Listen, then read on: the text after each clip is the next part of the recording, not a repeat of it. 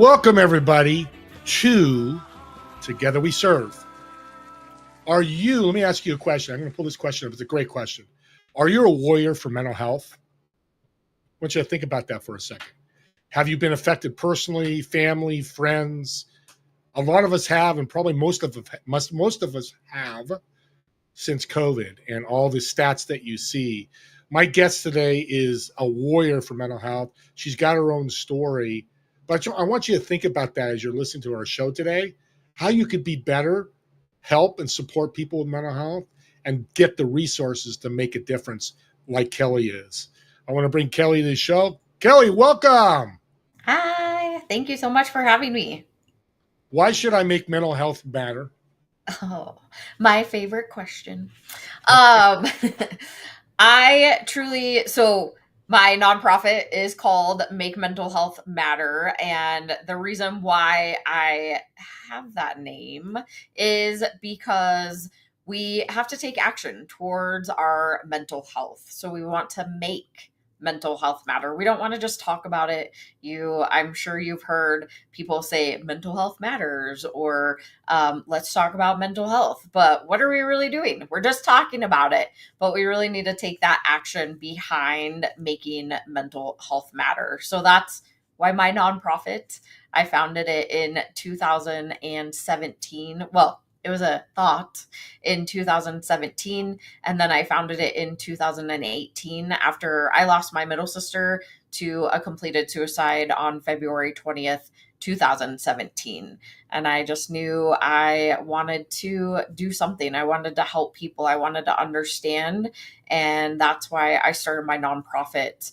Even if I could only help one person at a time, that was my ultimate goal. And we've shifted and pivoted and changed. We used to formally go by BCC Evolution. That is still our name with the IRS, but we are going by our DBA, which is Make Mental Health Matter, because we are having conversations and getting people educated about mental health, suicide prevention, and substance abuse. They all kind of wrap in together, but really that education been being proactive versus reactive. Love a legacy business foundation, honoring your sister. And, my thoughts go out. I've told you this before, losing your sister. But right now, she's probably super happy what you're doing because you're making a difference in the world, right? Yes. Yeah. And there were so many years that I'm like, I don't know what I'm doing. And sometimes I still really feel that way. But I have had so many people come to me and say, had you not asked me the question if I was suicidal, or had you not given me the resources, then I don't know if I would still be here. And that's when it really hit my heart that I was like, wow, I actually am making a difference and I am saving lives. And just allowing somebody to talk without judgment has been the biggest thing that I've been able to learn and be able to do.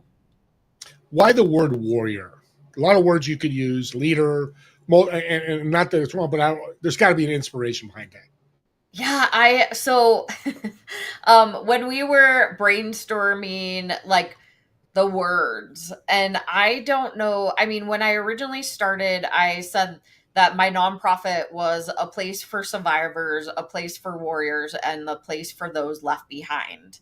And in my mind, a warrior means somebody who has been through an experience, whether they have attempted suicide, they have had mental health challenges, substance abuse challenges, and then they get through that part of their life, and or like fighter is the word that comes up into my head, but I know that can be triggering for some people, so I try not to use that word. But they fought through the battle and they are a warrior because they're still standing.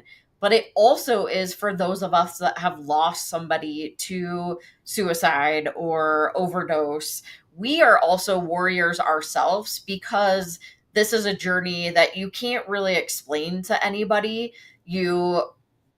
It's just an experience that's hard to explain. And I think that we battle through as warriors every single day. Well, and that said, you must be in my head because I was a segue into that, the trigger and communication. Because as you know, and I've talked to people, it's like my friend is having mental health issues. I don't know what to say. What do we Yeah. say? Yeah, that's a wonderful question too. And I would say there's no wrong answer. We're gonna fumble. Things might come out of our mouth that we're even like, where the heck did that come from? But honestly, the simplest tool that I have for people is listening. Silence is probably the most powerful tool that you can have in your tool belt, because when you allow somebody to express whatever is going on in their head and you just simply listen, no judgment, not trying to fix them. People are not broken. They may have small fractures, but we are not broken. We do not need to be fixed. But when you can simply listen non judgmentally and allow somebody to express whatever is going through their head, that is the first simplest tool that I can give to people, and the easiest. Well, I guess it's not that easy because sometimes our brain like goes into all different places, but that's one of my highly recommended tools that you pull out when you're trying to help somebody that might be expressing suicidal thoughts, going through a mental health or substance abuse challenge. You talked about that in my podcast, and I love that. It's really simple because we all want to, especially if you've got a big heart, a servant heart, you've got a soul, you want to help. But it's time, and I say shut up and listen is probably the best thing you can do, because that's probably what they want to do, is just voice it out. You take it in, and they don't want a response. And that happens with a lot of things besides mental health. But here's a question that just came to me. You've probably been asked, but I'm always curious about. So I'm talking to somebody with mental health, and I feel a trigger happening, or they're saying something like, I don't want to live in this world anymore, or those type of things that go. What do we do then as we're having that conversation that leads to something like that? Yeah, I mean, there's so many different, I guess, tools or tricks that you can use, but if somebody is truly expressing suicidal thoughts, it is again really easy to go into like our own minds of like, why are you feeling this way? What's bringing that up? Right? Like going into the why questions. But the better way is to reframe that and ask open-ended questions. You can even the fastest way to really understand, because our brain loves clarity. We can ask two questions, and that is, are you thinking about suicide?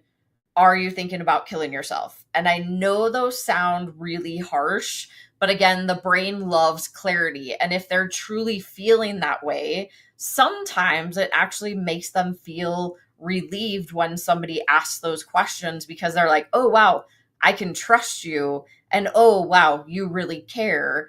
And so they may open up to you what is actually going on. But again, it's kind of peeling back those layers of like, why or what is making you feel this way, not the whys, but what is making you feel this way? How can we get you safe for now?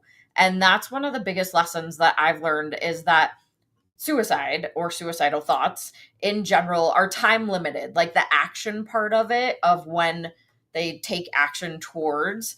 And if we can get them through those thoughts and get them safe for now until they can get professional help or use self-care strategies or holistic strategies, then we can actually start to save lives.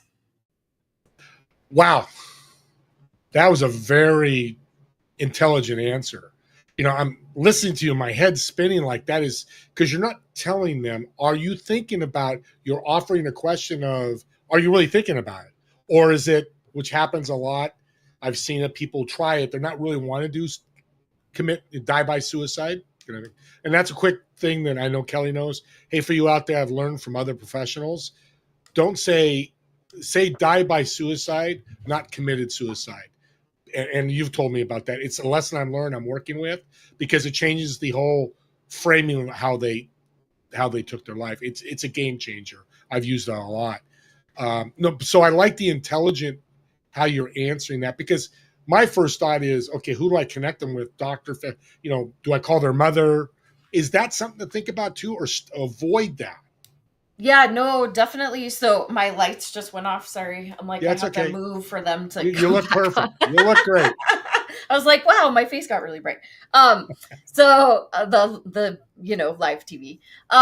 Yeah. When somebody expresses those thoughts, yes. So it's really like, who's their trusted person? I may not be their trusted, or you may not, and that's okay. Honestly, we need to have them connect with somebody that they trust, and we need to get them into somebody that can help. So really great resources inside the United States is 988. It is not 911, it is 988, and that's the new National Suicide Prevention Lifeline.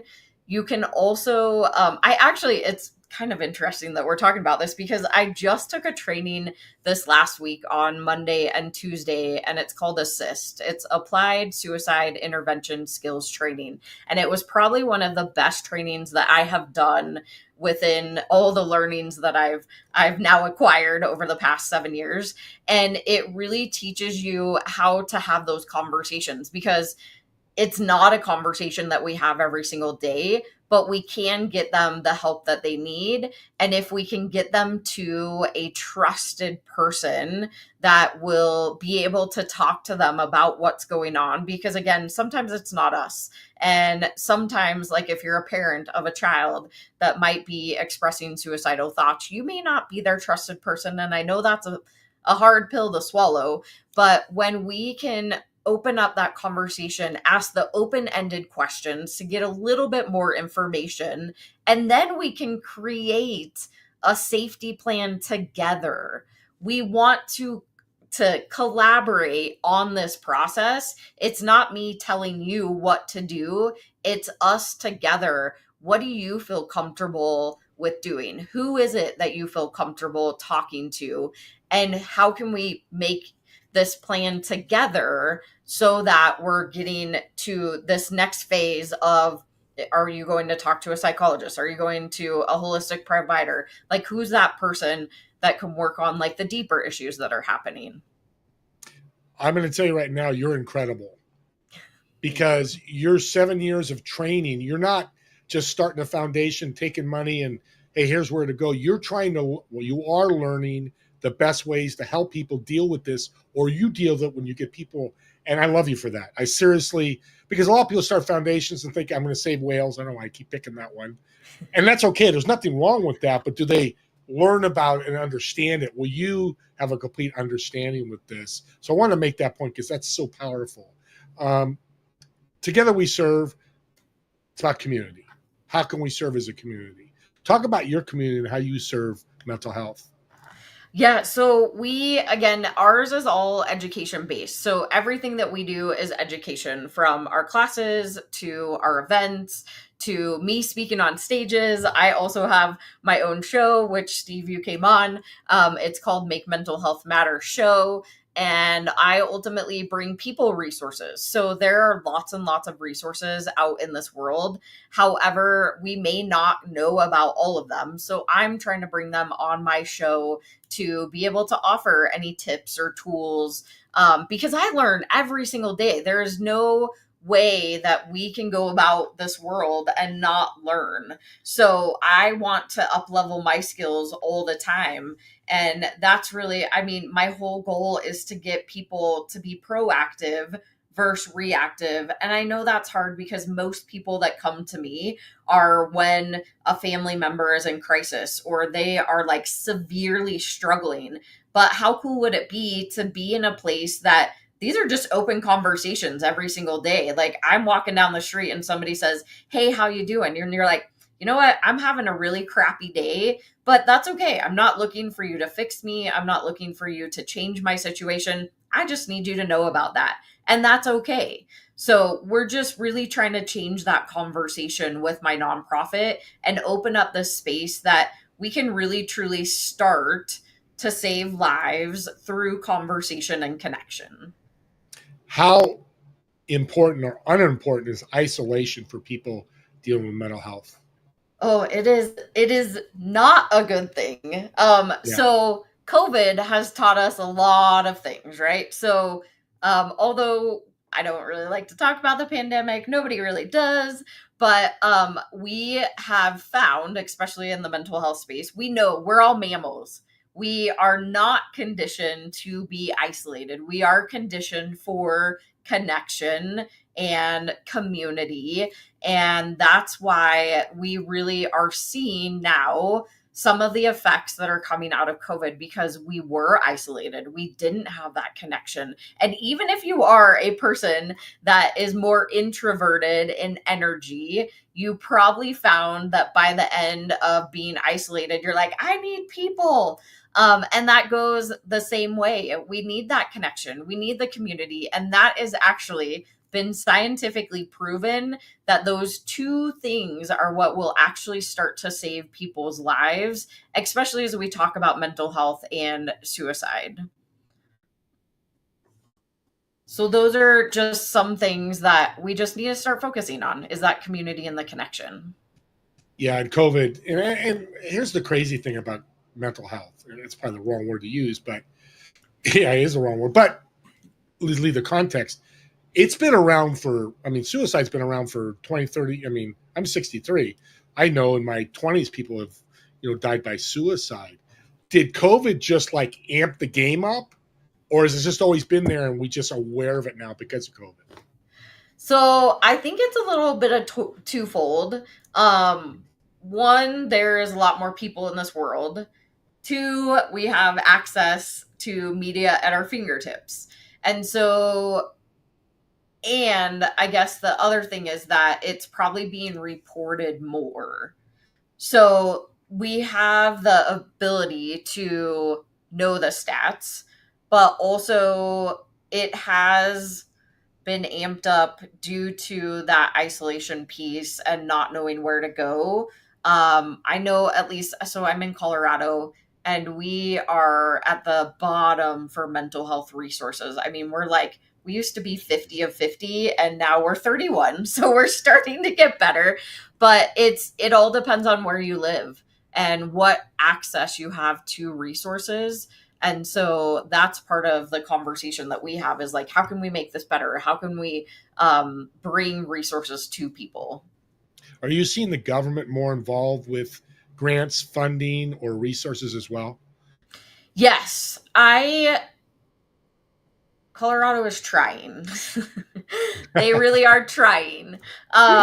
There is a lot of talk about mental health. And I do want to say, like, mental health is our brain. We all have brains. But we don't all have mental health challenges, disease, disorders, whatever you want to call it. I like the word challenge. But we are talking about getting access to resources more and more today than we ever have, which is a huge positive. And they are also talking about it within schools, which, if you really want to get, I totally nerd out on these things, but school is where we need, like, kids start showing signs of mental health challenges as young as 8, and it's getting younger and younger. And suicide is getting younger and younger. So we need to start offering more services and getting more people involved. And they're trying. It's Yeah. just, it's a slow process. No, and it's hard, and it's cancer's out there, and all the ALS, and we got a lot of things going on. It's just another added thing, and it's not going to be easy. If it was, these be all taken care of. On the in the social media aspect, bullying, judgment, all the stuff these kids deal with social media. What's the answer to that?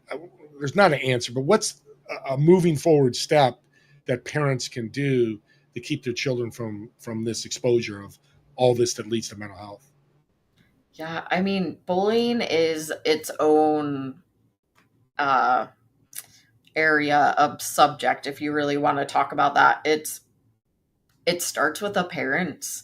Most of the time, bullies are being bullied, and it is a learned behavior.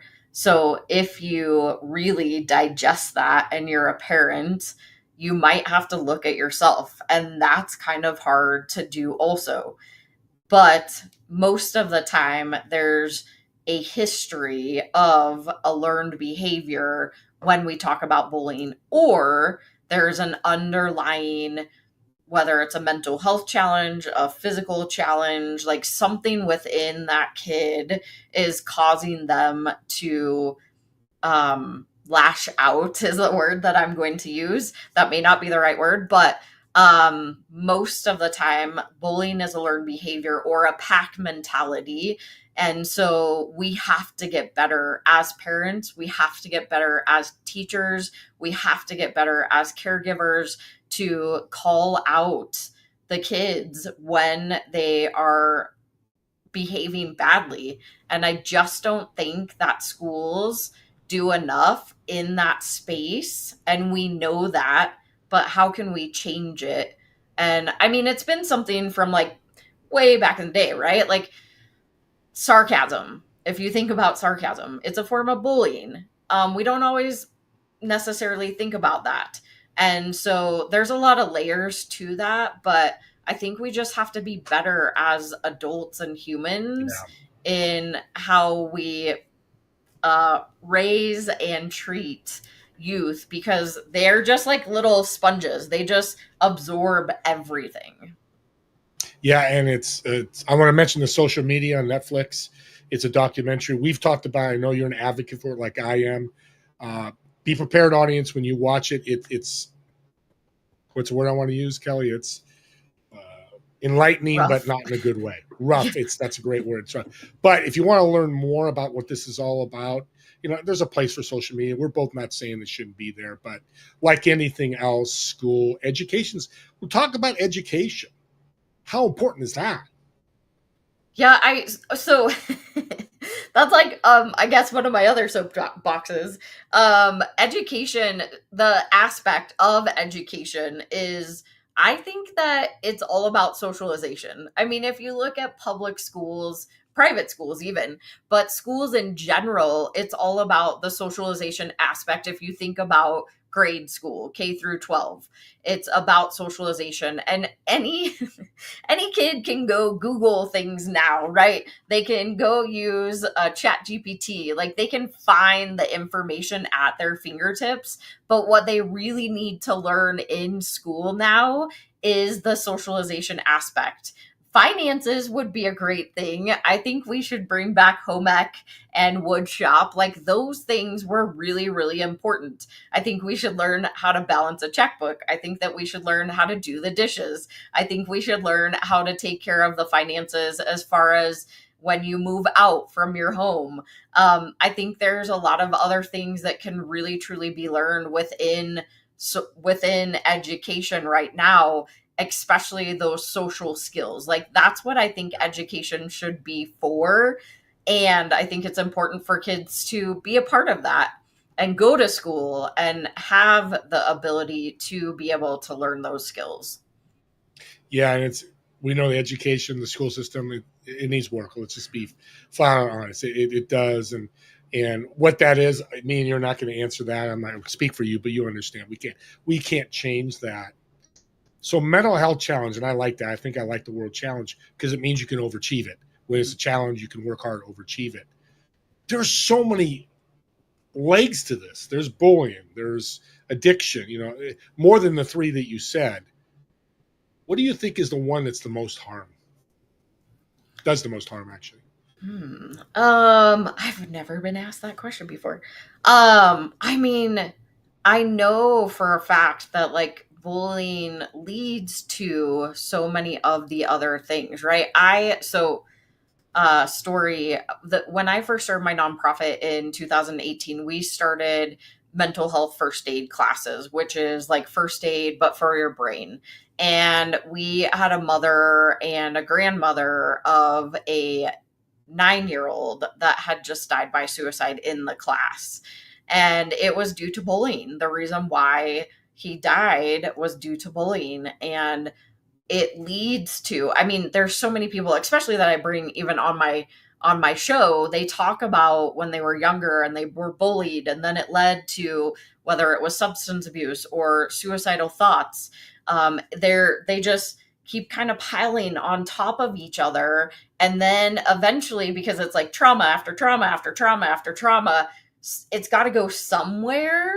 And most of the time, it's either into suicidal thoughts or behaviors or into substance abuse, or you can be one of the lucky ones that you decide to just change it all up and you go towards the wellness side. I think eventually we all go through some sort of that journey, and then we find wellness, and whatever that looks like for you is perfect. And I think that we have to find what works for us. But I would say, if I were to answer that question, I think that it comes down to bullying, because every single story I have ever heard, there's something at some point that they talk about the bullying. So I love being a host. You just taught me something. I never thought about it that way, but you're right. It's kind of the catalyst to all these other things, judgment, and, like you called it, sarcasm, which, I'm 63. My brothers and sisters used to tease me all the time. Sometimes it was good, sometimes it wasn't, but I didn't lead to this. And it's a different world now with the exposure that you're talking about. It's like you said, a 5-year-old could pull up their phone and find something. 5 years old. Yeah. 5 years old, I could barely learn how to eat pasta, let alone put the internet. Yeah. And we laugh with Justin, and we're not laughing at this but what I want to do, because I think mental health, it becomes so serious, Kelli, where it's like, not that we're making fun of it, but let's move it, bring the needle back to, let's be positive about it in the sense of, how can we support? What are things we can do? And I think you're doing some great things with that. With that being said, we're going to take a break because Kelli's been talking the whole time. She needs some water. Just kidding. I'm not going to tell you she needs water. But let's take a 3 to 5 minute break, and we'll come back and learn more about mental health challenges and how we can help and support so many others. See you in a bit.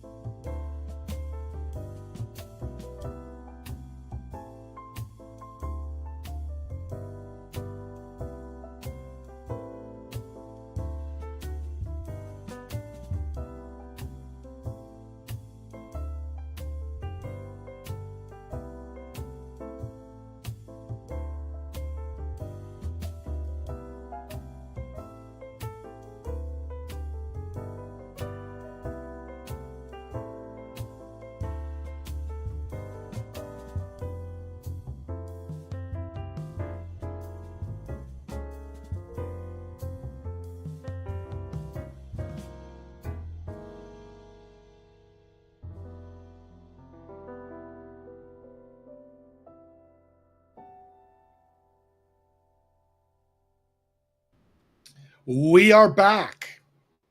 It's Mental Health Friday, talking about mental health challenges and how we can support you. Kelli's been tremendous. She's definitely educated, learning every week, learning how to support, serve, and help others, but support her as well. She's got a TV show, which she'll talk about here in a minute. But what I really want you to do is, if you need a resource, go to her website, and I'll pull it up right now, and take a look and see how you can help. If you know anybody in need of anything, and this is her way you can connect with her, and I'll pull up her website too, and her website will be there. But it's not going to cost you. It's a foundation. She's building this powerful resource for you that when you have those conversations and you're kind of freaked out, like I've been in conversations, I now know what to do. I go right to her website, her foundation, and go, hey, I just talked to XYZ. I need some help. What do I do? I mean, knowledge is king, and this is a perfect way of saying that. So let's bring Kelli back. Welcome back, Kelli. Yeah, thank you. So I've got a unique question. You probably heard this, maybe not. You had a magic wand, and you can remove one thing with mental health challenges. What would it be and why? I mean, if I really think about it and a magic wand, I think it would be just the suffering that people go through.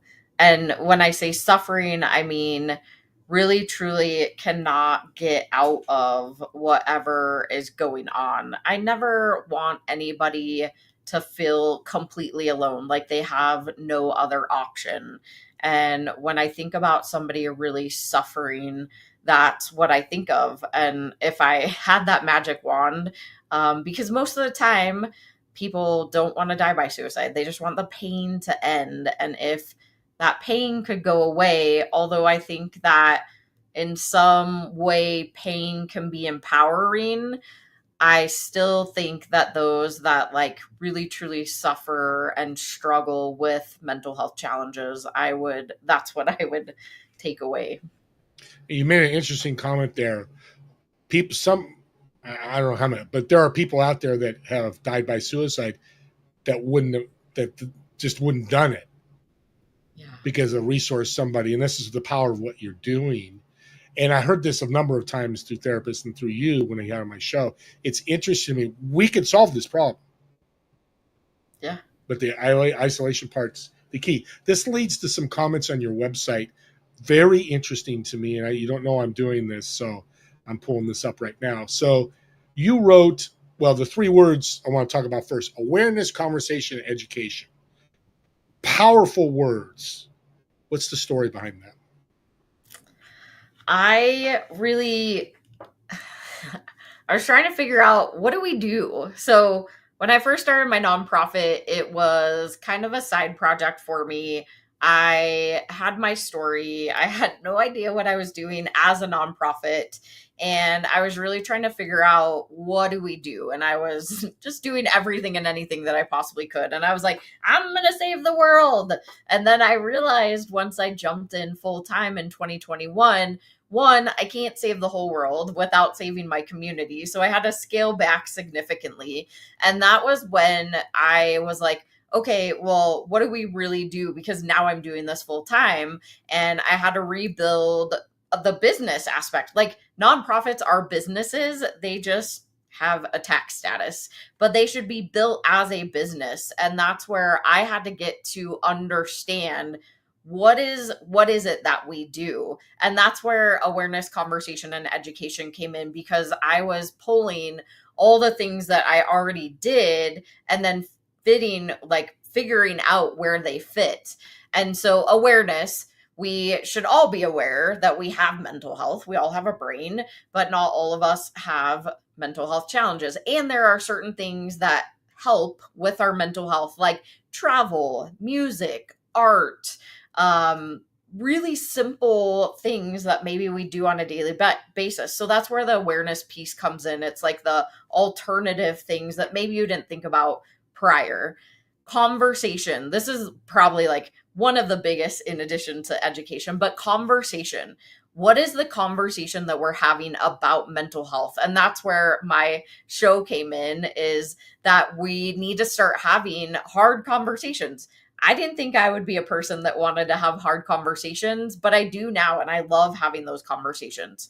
So, the conversation about mental health in general, and then education, just getting people educated. We have multiple levels of education classes, and we're going to be adding even more, because I just feel like, at least like I told you earlier, I'm constantly learning.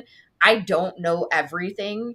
And if I can find a better way to serve people, to really truly help them help others, that's my ultimate goal. And education is the way that we can do that. And it's not in the sense of school education, it's in the sense of like taking one of our mental health first aid classes, or up leveling from there and taking our breaking the cycle of trauma class. I want to add QPR, which is just suicide based training, and then even adding the assist program that I just recently did. I'm not looking to reinvent the wheel. I want to collaborate with people that are doing it best and become a trainer to be able to train my community. And that's where the education piece comes in. Thank you. Two great points for people who are listening, because a lot of people listening are business owners, entrepreneurs. Do not recreate the wheel. If Kelli's doing something and you're in mental health, reach out to her and copy it, because you should give your IP away for free, especially when you're helping people's lives. But even besides that, and I'm a proponent of that, everybody I talk, give away your IP away. I do free workshops all day, all the time. The second thing, you mentioned that foundations and nonprofits are a business. And unfortunately, talking to a lot of them, they have this desire like, I want to fix the Amazon forest, so I'm going to save the Amazon forest, because that's a passion of mine. I was there on vacation, and I want to help them. It's business. You can't just put this foundation up and go, hey, bring me millions of dollars. You know that. It's not coming. You've got to build on that. So that's what two great lessons this smart woman is telling you, because it fits in any business. If you're going to be an entrepreneur, you're running a business. You're not running a circus where you got to carry. You got to have all this stuff in place, which means you got to spend money to make money. Even in a foundation, you got to spend money to make money, and that's really cool. So on your website, sorry I went long on that, because That's perfect. Yeah. I love what you said. So you've got these comments, and I'm going to say them on your website. It gave me goosebumps. And I'm going to read them out, and I want you, to talk about it. I wish I had recognized the warning signs earlier. If only I knew how to support them before it was too late. I had no idea they were struggling. I felt helpless and didn't know how to offer assistance. If only they had reached out to me. I wish I knew how to help. I've been struck with this. That's why it's hit me right now. Is I've thought some of these things, and I felt bad, and I felt wrong, but I'm not. Talk about that and why I'm feeling this way and how to get past that. Yeah, I mean, those came up so much for me even after my sister died, and I call them actually the hoodoo voodoo we do shoulda coulda wouldas. And I try not to live in that space anymore, but we have these thoughts, which I did too, of what could I have done, what should I have done, what could I have said that would have changed her mind. And I don't know, honestly, like I don't have the answer to that question, but I do know that no matter what you do, some people die by suicide, and it is not your fault. We do the best that we can with the resources that we have available, but sometimes we don't have very many resources. And so that's why I'm so passionate about the education piece, because for me, it has been a huge part of my healing journey to understand how I can help people now before it's too late, because I don't want any other family to go through what my family had to. And if I can train you like the everyday person that you are, you don't have to have a psychology license or background or social worker. You don't have to that type of education. You can be a mom, you can be a dad, you can be a parent, you can be a business entrepreneur, you can be a CEO, an executive, whatever your title is. We're all humans and we can help other humans. And that's where, when I put those on there, is that let's be proactive versus reactive. And that's what I hear from so many people is, I wish I would have known how to help blank. I wish I would have known I was here. They could have came to me. They could have asked for help. And the same goes with my sister, but she didn't. So how do we do better the next time? And we get educated, and that helps us be better. Yeah, and I'm a faith man in God, and the reason I got emotional for a number of reasons, family stuff. But I got a call this morning. A guy I used to network with and do a networking group with passed away yesterday. Found him on his couch. He had passed away on his couch. Now we don't know if he died by suicide or whatever. But those, when I started reading them, those are my first thoughts that came to me. You know, I talked to him 3 months ago. Maybe if I talked to him last month, he would have told me something. And it's sobering. It's a word that comes to my head. So thank you. You made me feel better is not the right word, but understand it more. I think understanding, like, awareness are huge. Like you said, your 3 words, right? Mm-hmm. Let's talk about fun stuff. This is tough, but you did such a great job with such a positive attitude about this, because you're helping people, you've helped people, and you're going to help thousands of others down the road. I want to talk about your TV show because I was a guest. I think it's incredible. Talk about your show, mission, goal with it. Absolutely. My show, again, it's called Make Mental Health Matter Show. I know I'm really creative on the names and using all of the same ones, but I bring professionals in the mental health space, advocates of mental health, or those with lived experience that have a story to share. Because what I have found, just like we were just talking about, is oftentimes we're not sure who to talk to, where to go, how to help somebody, and we have those questions pop up into our mind of, I wish I knew how to. And so that's what my show is all about, is me, because I'm only one person, not a we.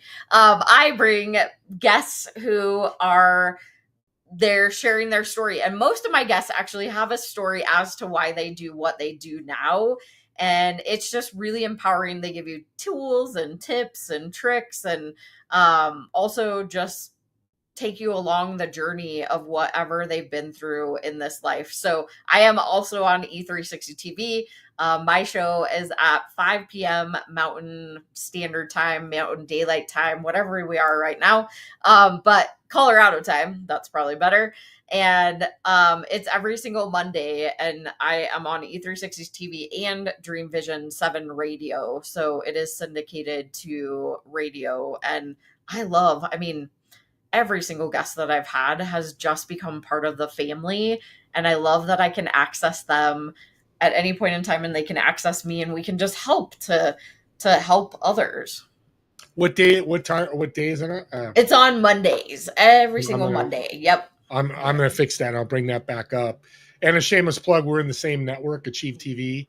We're on the e360tv.com. And on a quick note, this is why, as a TV show host or a podcast host, share your shows with each other, because we get to learn you more. We get to promote each other and help each other.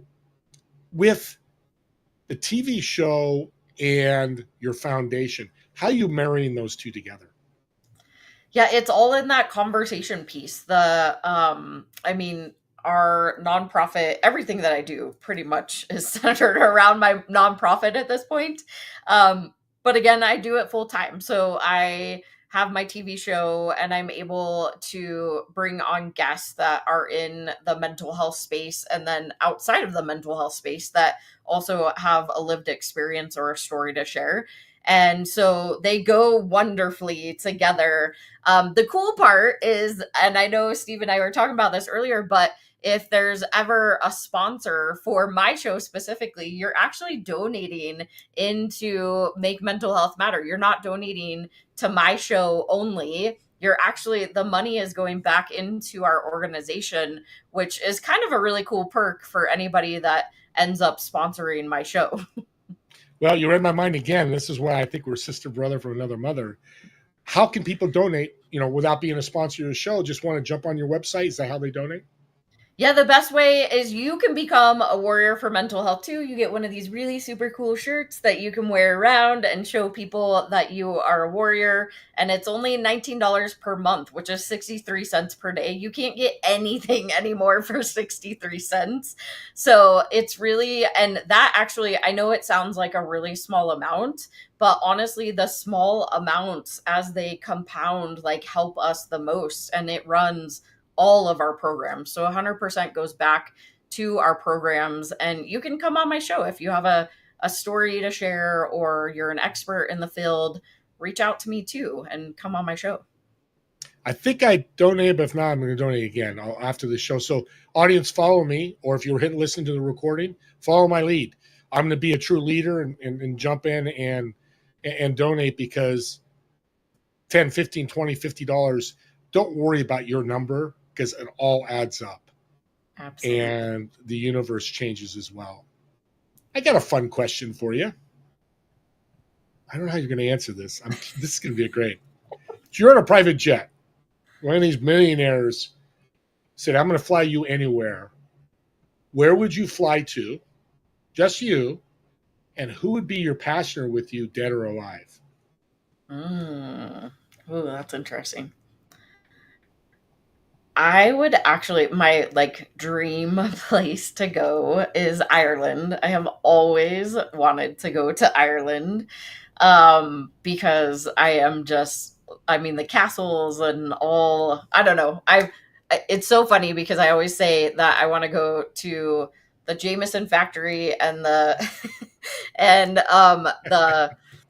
Guinness factory. I don't know why. It's like, it seems like an Irish thing to me. And I was like, yeah, anyways. Yeah. And they're not factories, but still. So, and interesting that you ask like who I would take, dead or alive. I have a couple little like vials, I guess you could say, of my sister's ashes that I've sent all across the world when she passed, and they're in a little capsule. And the one place, it's gonna get me too. The one place is Ireland that I wanted to be able to take one of the last capsules that I have. So I only have, I think, one or two left. So Ireland would be that place. And I mean, if it could be that one person, I'd love to have my sister there with me. Oh my God. Let me ask you this. So she's sitting in this private plane. You're going to be on a 10-hour, 11, whatever, multiple hour flight. What would you tell her? I think, well, my sister and I, when she was alive, her and I used to butt heads like no other. And I think it's just more like I appreciate all the things that I've learned, especially over the last couple of years, because I didn't understand what she was going through, nor did I ever take the chance to listen or know. But coming from the eyes and the skills that I have today, I think the conversation would be much better and different, and I would be much more open to what she would have to say. So I think it would be a whole different conversation now. This is a personal question. I'm going to ask it. Do you think she'd be proud of you? I do. And I actually get that question pretty often. Well, not that one, but I get do you think your sister led you to where you are today? And I really truly think she did. She always saw what I could do when I couldn't see it. So I really truly think she knew what I was capable of, and she put me into this place. What I know of you, I don't know your sister, obviously, but I could just feel you're leaving such a beautiful legacy and helping people with her tragic ending. You're able to help others so they don't have the same ending. And you can't help but, she's up there in heaven cheering on, the warrior for mental health. I think that's so powerful. We got just a couple minutes left. I want to thank you, Kelli. Thank you. I knew the show would be good, but you blew it off the charts. I hope people listen. I hope you listen to this recording. If you couldn't come on, a couple of people did show up. I'm going to share it with people as I talk to about mental health, and they can take pieces of that. But what's the last thing you want to leave anybody either dealing with mental health challenges themselves or have as a family and friend that is? Yeah, I mean, I really want you to truly know, and I'm sure you hear this a lot, that you're not alone, but the intention behind that is that there are people out there like myself and all the people that work with me, and we really truly want to help. We want to be a sounding board. If you have nobody else in your life that will listen, reach out to us. Or if you need support or any resources, we are here, and your life matters. I think that we can all do a little part in this thing that we call life, and we can simply be that sounding board for somebody to be able to potentially save their life. So, my quote that I always like to say is, if we open our minds, heart, and mouth, we can make mental health matter. Not a better way to end this show with what you just said. Audience, we'll see you next week. It's going to be another great show. Again, support her website. I'm going to pull the website up again because I want you to support her. Oops, not that one. Not that one. That one. There we go. There it is. And let's take that one off because that's not you. See, we're doing live. So that's her website, makementalhealthmatter.org. Go donate if you can. If you can't, you know what? Go think about your network of people that might need help. Maybe it's not a mental health challenge. Maybe it's just a word. Maybe just a shoulder to cry on. Maybe just to listen, as Kelli said so well. Do that. I think this world will be in such a better place. We'll see you all next week, 2 p.m. Pacific, 5 p.m. Eastern. Together we serve. You all have a great day.